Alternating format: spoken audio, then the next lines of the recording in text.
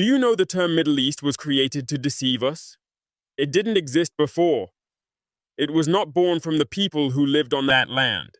It was manufactured, designed by the same hands that divided Africa, erased our history, and renamed our mother's soil.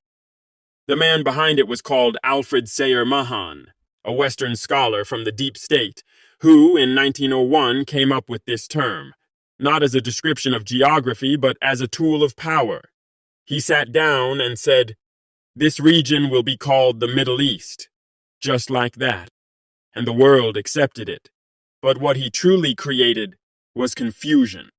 Confusion that would separate a people from their roots and hide Africa's true boundaries. When they said Middle East, they drew an invisible border between Africa and her eastern lands. They made us believe that Egypt, Israel, Palestine, and Arabia were something else, something apart, something foreign to Africa. But look at the map. Look at the land itself. The desert does not stop at the Suez Canal. The earth does not change its skin when you cross that water. It is one continuous landmass, one body, the same mother. But they built the Suez Canal to be a knife, to cut Africa apart, to say this side is Africa and that side is Asia. They cut the mother in half and made her children fight over which side they belonged to.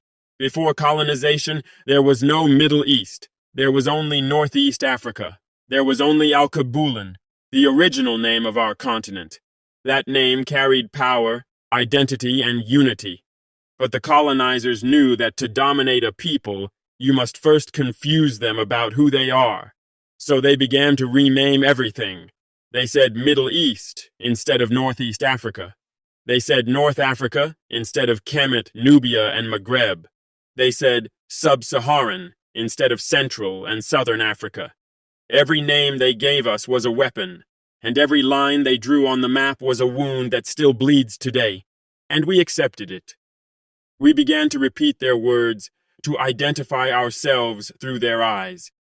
We began to see our brothers as foreigners.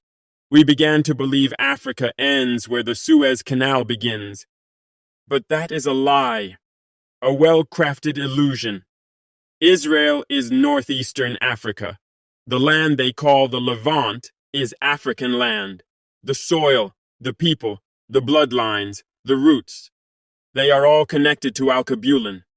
Our ancestors traveled, traded, built, and lived across this entire region long before colonial borders existed.